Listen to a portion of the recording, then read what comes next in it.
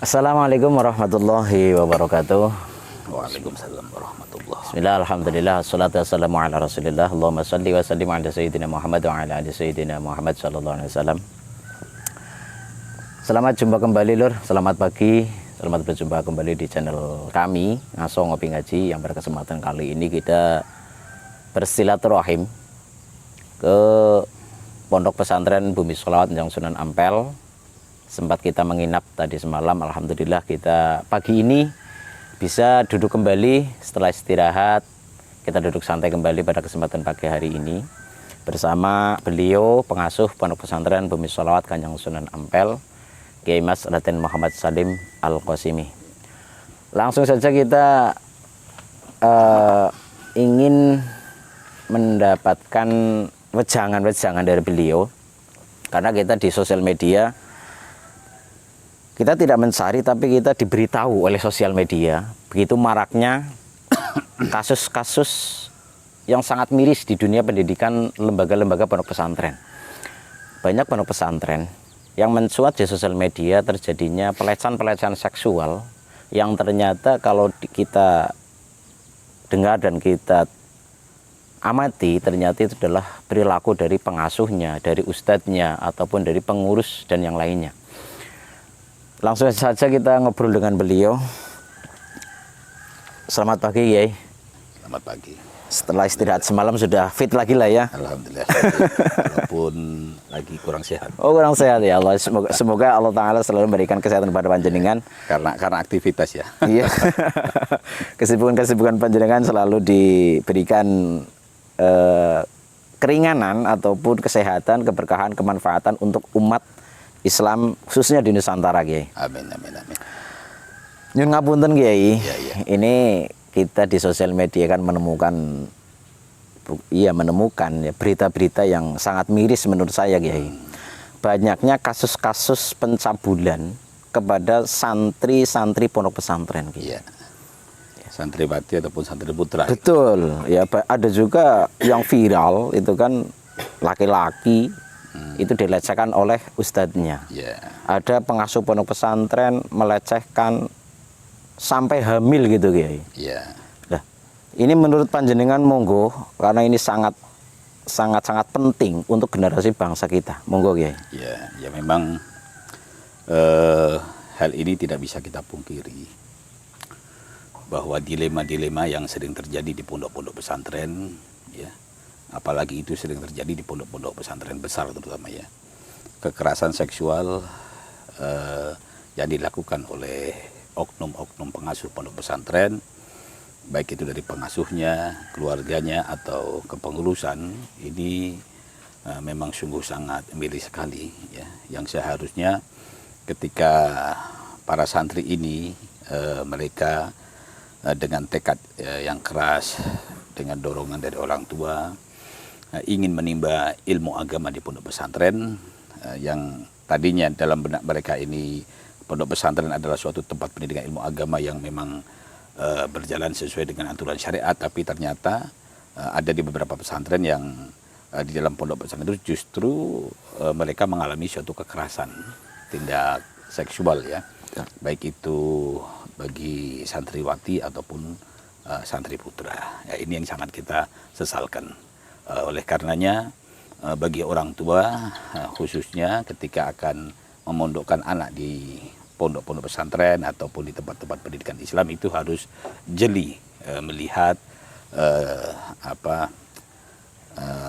berita-berita ataupun mencari suatu informasi-informasi di mana anaknya ini harus dipondokkan di pondok pesantren untuk bisa menimba ilmu sesuai dengan apa yang diharapkan, itu seperti itu.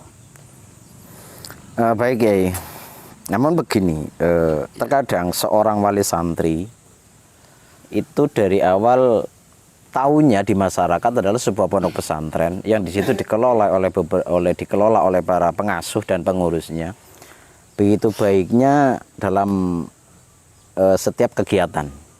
Ternyata tidak tahu itu kan, di dalam itu ada sesuatu hal yang janggal gitu kan. Ini miris juga. Menurut panjenengan gini, Kiai. Apakah seorang wali santri ataupun bisa dikatakan sebagai korban ya, keluarga korban keluarga gitu kan. korban. Kita langsung saja ke keluarga korban. Apakah ini harus diam?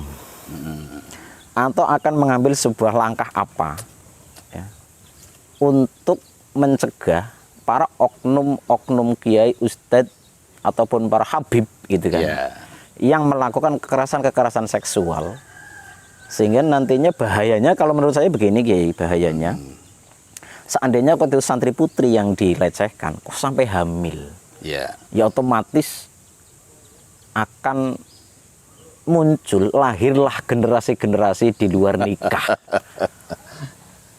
Iya betul.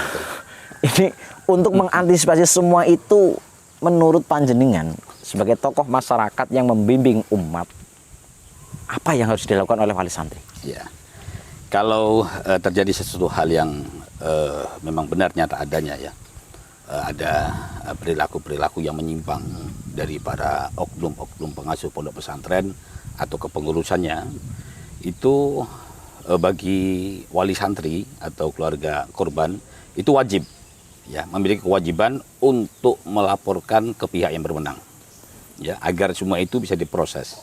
Nah, karena ini kan sudah melanggar suatu aturan.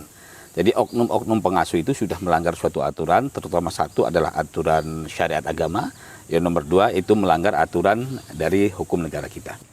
Nah, itu sangat wajib sekali. Dan saran saya, apabila ada korban atau keluarga korban yang mengalami kekerasan seksual di dalam keluarga mereka yang dilakukan oleh para oknum-oknum pengasuh pondok pesantren, itu tidak usah berpikir panjang dan memiliki rasa takut ataupun mereka malu ya, tidak usah, karena hal-hal seperti ini apabila dibiarkan sangat membahayakan bagi, terutama ya, merugikan santriwati itu sendiri atau santriwati itu sendiri dan keluarga korban. Yang kedua, mentalitas anak seorang santri yang seharusnya mereka dididik ilmu agama untuk bisa menjadi para pejuang agama yang bisa meneruskan perjuangan agama demi bangsa dan negara, ini akan rusak ya, dan psikis mereka akan terganggu, sehingga ketika mentalitas psikis mereka terganggu, ini akan mengalami suatu kejiwaan yang akhirnya harapan orang tua dan harapan cita-cita dari seorang santri itu musnah, pupus semuanya. Nah, ini akan sangat berbahaya sekali. Dan apabila dibiarkan para oknum-oknum pengasuh pondok pesantren seperti ini, mereka nanti akan merajalela. Mereka akan merajalela dan mereka akan berbuat sesuatu terus-menerus dan akan memakan korbannya begitu banyak. Oleh karenanya, bagi keluarga korban ini atau si korban ini, apabila mengalami suatu tindak ya, penyimpangan atau kekerasan seksual yang mereka alami, yang dilakukan oleh para oknum-oknum pengasuh pondok pesantren ataupun kepengurusan pondok pesantren, laporkan ke polisian. Jangan takut, jangan malu, ya. Demi apa? Demi kemaslahatan untuk yang lain. Seperti itu. Kalau tidak, nanti korban semakin banyak terus, akan bertambah-tambah terus. Karena ketika yang namanya kiai itu juga manusia kan. Ketika ada oknum-oknum kiai yang seperti itu, ini nanti menjadi suatu penyakit. Ya, apabila mereka dibiarkan seperti itu, mereka akan merajalela dan akan seenaknya sendiri. Akhirnya mereka akan berbuat sesuatu kepada yang lain. Bertambah, korban semakin banyak. Nah, kalau korban semakin banyak, semakin membahayakan. Berbahaya bagi generasi agama dan berbahaya bagi generasi bangsa dan negara. Karena mentalitas anak, psikis anak sudah dirusak. Nah, akhirnya apa? Kerusakan di dalam syariat agama, kerusakan di dalam negara kita. Yang akhirnya generasi penerus agama dan bangsa ini memiliki mental-mental yang jiwa psikis mereka terganggu. Itu seperti itu. Oleh karenanya, monggo bagi para korban dan keluarga korban, jangan takut, ya, jangan takut untuk melaporkan. Laporkan demi kemaslahatan agama, bangsa dan negara. Begitu.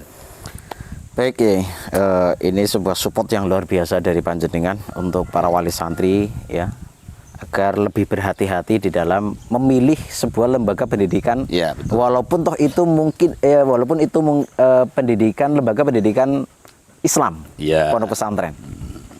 Untuk yang selanjutnya gini Kiai, kebanyakan yang terjadi di masyarakat ya, di sosial media, dari lewat tulisan-tulisan, artikel-artikel tulisan, majalah, kebanyakan alasannya kenapa para korban ini takut ataupun tidak mau melaporkan, itu alasannya malu. Malu gitu kan, ada rasa malu, nanti efeknya begini, akhirnya malu gitu ya. Jadi mungkin ada sedikit masukan dari panjenengan Iya. agar para korban jangan sampai begitu juga tadi kalau tadi kan ketakutan itu untuk disingkirkan, untuk dihilangkan. Lah untuk menghilangkan rasa malu ini sebagai kepada para wali santri ataupun korban ini menurut panjenengan gimana itu? Iya, ya. Jadi kita kan berpikir positif ya. Ya. Kita berpikir positif untuk suatu kemaslahatan yang lebih besar. Begitu. Jadi kalau para korban ini mereka ketika ingin melaporkan terus mereka mungkin ada sedikit rasa malu atau mungkin takut nanti masyarakat mengetahui semua, nah itu harus dihilangkan jauh-jauh. Karena harus disingkirkan. Ya, aib gitu katanya, aib ya. kitanya. Nah, karena begini, ya kita itu tidak boleh berpikir egois tentang diri sendiri. Begitu. Kita berpikir tentang kemaslahatan yang lebih besar. Karena apa? Karena apabila mereka hanya karena malu mereka tidak mau melaporkan ke kepolisian, ya, maka oknum-oknum kiai pengasuh pondok pesantren atau pendidikan Islam lainnya ini mereka akan semakin merajalela. Dan akan semakin banyak korban dan bertambah korban. Ya, bahkan yang tadinya 1 bisa tambah jadi 5, jadi 10, jadi 50, jadi ratusan anak. Nah, ini kan akan merusak generasi-generasi bangsa semuanya, generasi agama. Nah, maka singkirkan rasa malu itu demi kemaslahatan yang lebih besar. Karena kalau tidak, ini korban akan semakin banyak. Nah, kalau memang korban ini benar-benar memiliki jiwa apa supaya jangan sampai bertambah korban semakin banyak, maka singkirkan rasa malu itu. Ya. Dan ketika mereka selalu mendam rasa malu itu, mereka pasti akan merasakan sakit hati yang lebih mendalam lagi. Itu pasti.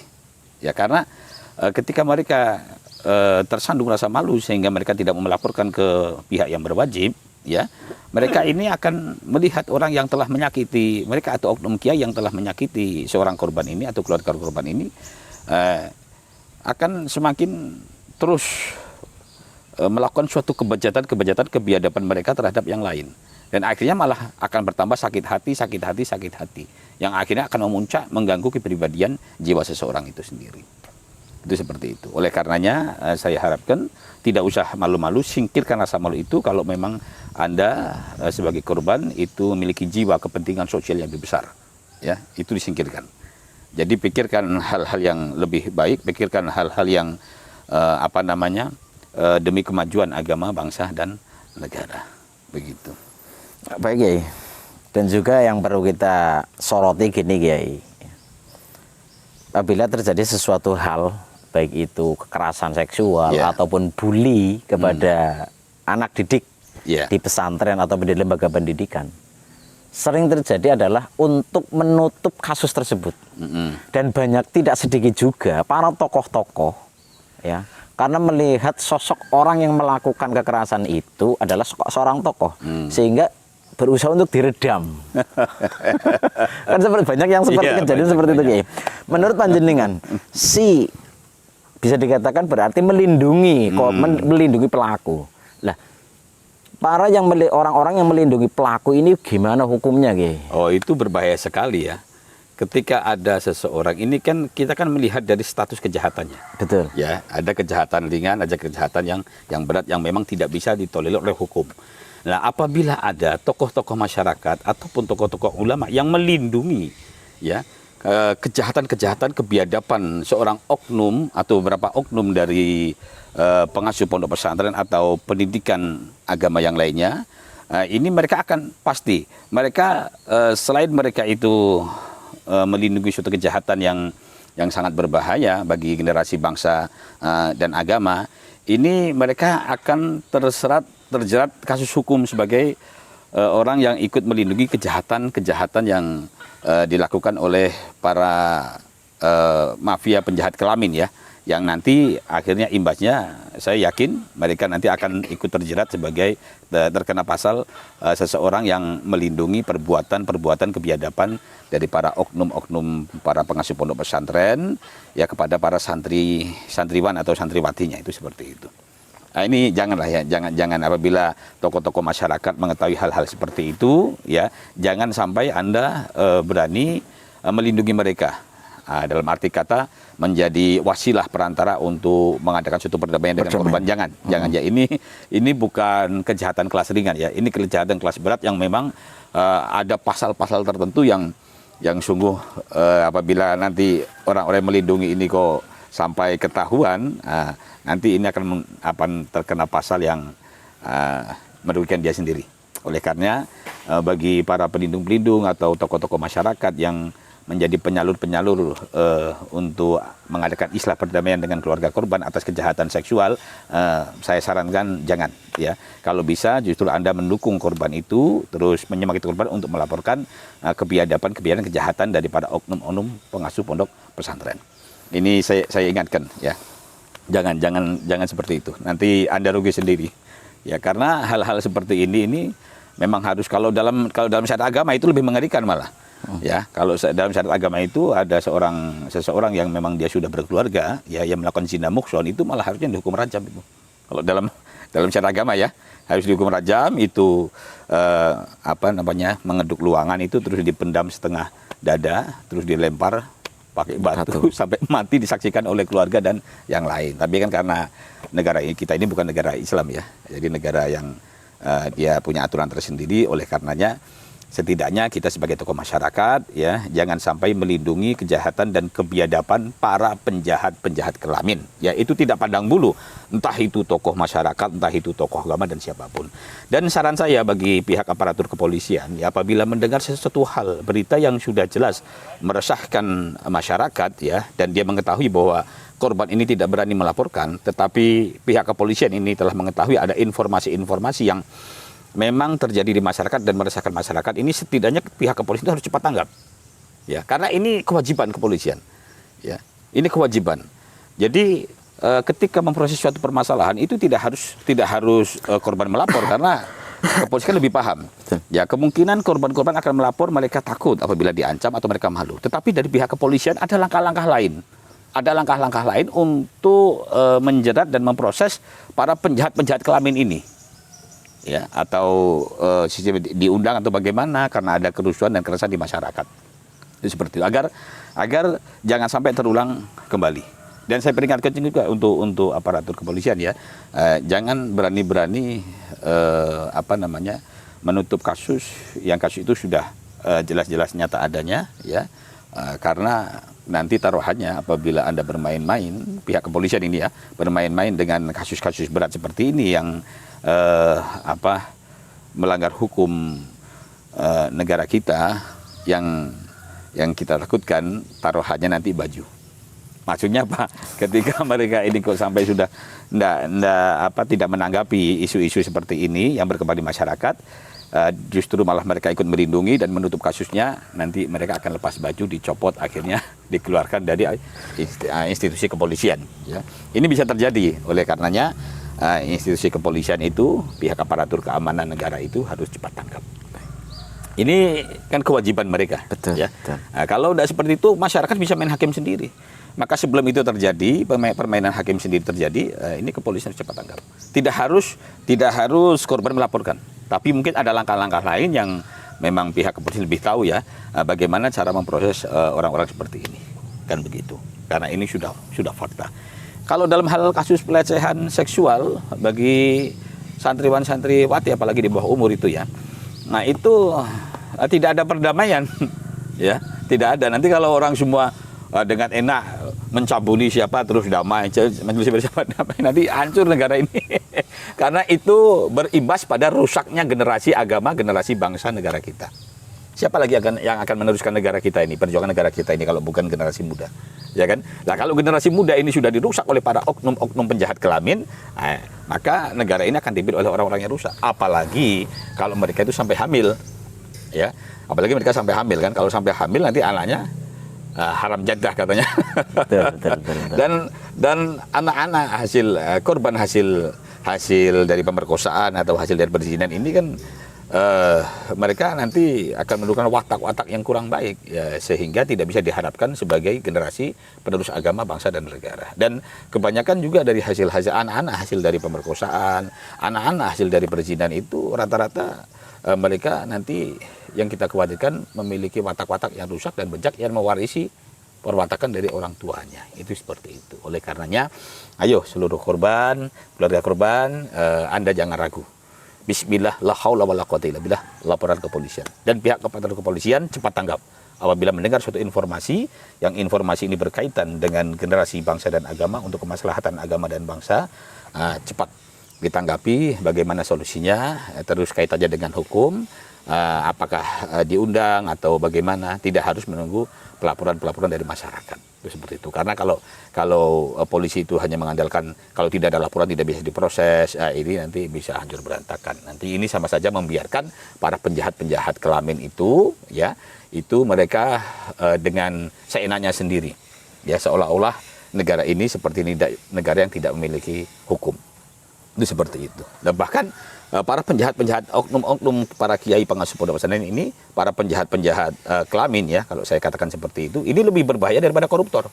Kalau koruptor itu hanya untuk pribadi sendiri, nah, paling-paling merugikan masyarakat. Tetapi kalau para penjahat kelamin ini kan dia merusak mentalitas, ya, jiwa, terus psikisnya pada generasi agama, bangsa dan negara. Betul. Yang berimbas nanti negara kita akan dipimpin oleh orang-orang yang rusak dan orang-orang yang bejat.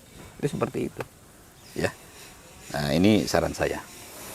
Baik, cukup panjang lebar beliau sedikit dari apalagi dari dinas lembaga perlindungan anak, ya. Betul. Lembaga perlindungan anak itu harus cepat tanggap itu. Jangan hanya duduk santai-santai, ya, di kantor, di apa, nunggu pelaporan, itu jangan. Nanti Anda makan gaji buta. Itu seperti itu. Apalagi dinas sosial juga ada kan. Nah, apalagi dari kementerian, ya, dari Kementerian Agama, ya, itu harus memberikan suatu arahan, memberikan suatu nasihat-nasihat kepada para korban. Itu seperti itu. Jadi agar para korban ini memiliki jiwa semangat yang kuat untuk bisa dan berani melaporkan sesuatu hal dan didukung. Bila perlu didampingi, ya, bila perlu didampingi. Nah, ini saya lihat ini malah dari dinas sosial, dari ini kalau korban tidak melapor, berdiam diri dan santai-santai.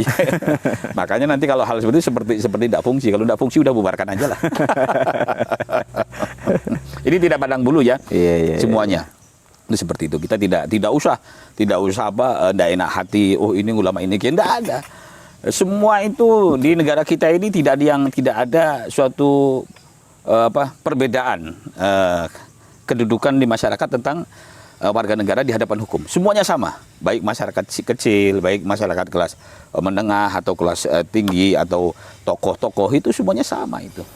Ya, jadi tolonglah para ini tokoh-tokoh masyarakat dan yang lain jangan bergerak atau bertingkah laku semuanya sendiri di negara kita.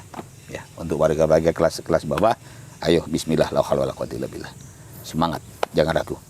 Begitu. Baik, Kiai.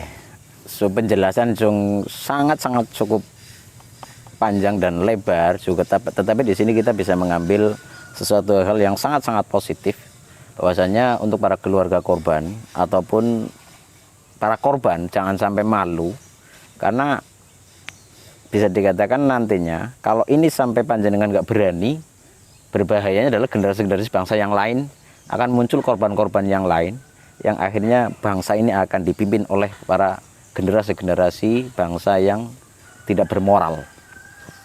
Baik, Kiai. Ya. Untuk yang selanjutnya begini yang ingin saya tanyakan.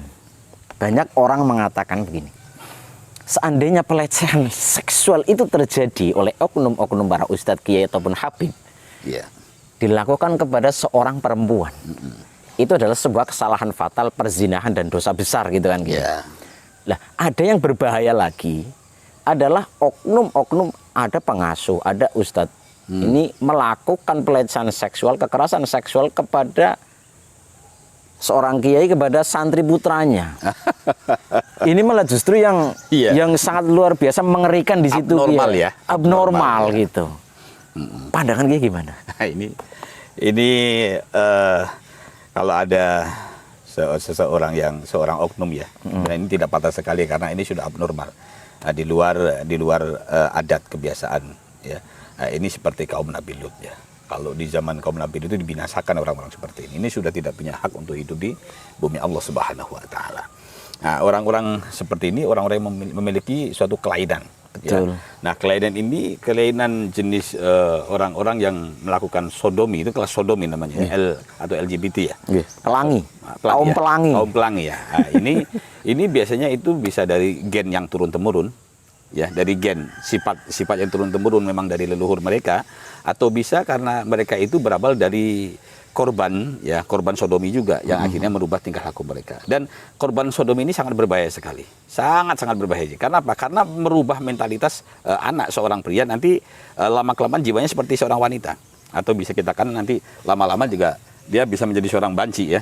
Seperti bencong, karena hilang hasrat nafsunya kepada seorang perempuan yang dia nanti akan berhasrat juga seperti orang yang melakukan kejahatan seksual sama dia, dan akhirnya dia juga akan menjadi orang-orang seperti itu dan akan memakan korbannya semakin banyak sekali. Dan orang-orang yang jelas, orang-orang seperti ini kok ada para oknum gus atau oknum kiai yang melakukan kejahatan seksual yang menyimpang, yaitu dengan santri putranya. Ini kalau secara hukum agama saya tidak tahu ya. Nah, kalau dengan perempuan kan kalau orang yang sudah menikah dirajam. Ya mungkin kalau ini zaman Nabi Lut itu dibinasakan. Jadi orang-orang ini orang-orang yang mungkin keturunan Nabi Lut ya. keturunan kaumnya Nabi Lut ya. Keturunan kaumnya Nabi Lut ya. Ini seperti itu. Itu udah sudah tidak memiliki hak untuk hidup. Masya Allah. Seperti itu. Kalaupun dia bertobat, itu cara tobatnya saya juga tidak tahu. Kalau cara tobatnya orang zina mokso itu kan dirajam ya, dan cara tobatnya orang yang berzina yang masih perawan atau masih bujang itu kan dicambuk, dicambuk 100 kali di hadapan khalayak ramai, terus dibuang ke hutan 1 tahun. Ini kalau di hukum syariat agama ya, nah, itu ada hukumnya. Tapi kalau untuk sodomi ini saya tidak tahu hukumannya, karena dalam Al-Quran itu orang ini harus dibinasakan. Tapi kan ini negara hukum ya. Betul. Nah, kalau bagi saya itu orang sudah tidak, itu sudah biadab di atas biadabnya lagi. Yaitu itu raja di rajanya para biadab. Jadi itu raja di raja atas rajanya para penjahat kelamin kelas kelas alam langit mungkin. Seperti itu ya. Ini orang yang sudah tidak memiliki harga diri, orang yang sudah rusak ya, dan harus menjauh dari orang-orang seperti itu, harus menjauh. Karena apa? Karena sifat-sifat orang ini tidak akan sembuh ya. Dia tidak akan sembuh. Jadi oleh karenanya kalau kita bertemu dengan para oknum-oknum seperti itu ya, cepat ya. Masyarakat cepat melaporkan, karena kalau tidak dia akan memakan korbannya semakin banyak. Ya, itu seperti itu. Baik ya, itulah walaupun toh mungkin dalam aturan secara syariat syariat kita Islam kita yang diajarkan oleh Nabi Muhammad SAW untuk kaum pelangi ini ya, tidak ada ketentuan hukum yang pasti gitu kan. Kalau perzinahan antara laki-laki dan perempuan itu yang sudah menikah dan belum menikah itu kan sudah pasti. Ada hukumnya. Nah, kalau kita melihat di Al-Quran itu kan sebagai kaum Nabi Lut ya, yang memang dibinasakan ya, bukan dihancurkan saja ya, dibinasakan. Memang dibinasakan gitu kan ya. Ya memang ini kan menjadi pertanyaan ya. Perzinahan itu sudah dilakukan dari dahulu ya, tetapi Allah beri hukum syariat orang-orang yang berzina itu kan dirajam sama dicambuk ya, jelas itu ya. Itu tidak dibinasakan oleh Allah. Ya, kaum pezina ini tidak dibinasakan, hanya mendapat suatu hukuman yang berat dari Allah ya, zina mukson sama yang ghairu mukson ya, itu dirajam atau dicambuk. Nah, ini hukum yang jelas, tapi tidak dibinasakan. Seperti itu. Nah, yang anehnya ini ya, kalau kejahatan seksual ini sesama jenis ya, pria dengan pria atau perempuan dengan perempuan, nah ini dibinasakan oleh Allah. Ini yang harus menjadi PR bagi kalangan generasi santri NU ya, yang patut dipatsul ma'asyarikan. Ada apa ini? Oh, sama-sama perbuatan yang melanggar syariat agama, perbuatan zina sama perbuatan sodomi. Kok yang sodomi itu hukumnya? Kalau dulu itu dibinasakan oleh Allah. Ini ada apa? Kenapa kaum sodomi ini kok dibinasakan? Kalau kaum sodomi ini dulu kaumnya Nabi Lut ini dibinasakan, berarti ada sesuatu yang sangat berbahaya, lebih berbahaya dari perbuatan zina. Ya, karena ini akan merubah peradaban umat manusia, yang nantinya manusia akan hancur dengan tingkah laku orang-orang seperti itu. Nah, ini kalau orang itu sudah dibinasakan ya, maka tidak ada kata tobat. Bagaimana? Kaumnya Nabi Lut itu dibinasakan oleh Allah Subhanahu wa taala. Allah tidak memberikan kesempatan mereka untuk bertobat, tapi dibinasakan. Nah, ini patut nanti dikaji bagaimana. Nah, pertanyaannya, ya, ada apa dengan kaum Nabi Lut? Hukuman yang diberikan oleh Allah kepada kaum Nabi Lut yang menyimpang seksualnya itu dibinasakan. Tetapi bagi kaum berzina kok tidak? Kaum berzina dirajam atau Cambuk. cambuk. Ada apa ini? Monggo silakannya itu tugasnya para santri lah. Ya. Baik, ini adalah ada PR yang sangat penting untuk dibahas di Basul Masail, baik itu di pondok pesantren ataupun di lembaga Basul Masail NU. Ini harus menjadi sesuatu hal yang harus segera diangkat agar jangan sampai terjadi berlarut-larut tidak ada kejelasan. Ya. Dan akhirnya para oknum-oknum ini dengan lenggang kangkung seenaknya dia meneruskan kebejatan-kebejatan perilakunya. Dan juga tadi disampaikan oleh beliau bahwasanya dari lembaga-lembaga pemerintah, ya, lembaga-lembaga pemerintah harus berani turun tanpa diminta kepada lembaga-lembaga pendidikan yang ada di masyarakat, baik itu dari pondok pesantren, TPQ, madrasah diniyah, pun dengan sekolahan ya, karena di situ juga masuk lembaga pendidikan. Karena kita juga Semua. karena pernah mendengar ada lembaga pendidikan yang bukan yang sekolahan ini juga terjadi kekerasan seksual juga. Jadi beliau berharap dari dinas sosial, dari KPAI apa ya? Iya. Dari yang perlindungan Lembaga perlindungan anak. lembaga perlindungan ibu dan anak, Ibu dan gitu kan. anak, gitu ya. Ini harus turun langsung agar memberikan edukasi gitu Ya, ya. betul. Memberikan edukasi kepada para santri di pondok pesantren, kepada siswa di sekolahan, kepada santri di madrasah diniyah agar sebelum kejadian itu terjadi adalah mengantisipasi. Ya, mencegah. Mencegah itu lebih baik daripada Mengobati ya. mengobati. Baik Kiai. Dari awal sampai akhir sebagai closing statement dari panjenengan tentang khususnya permasalahan maraknya kasus-kasus pencabulan di lembaga pendidikan Islam ataupun di lembaga pendidikan umum.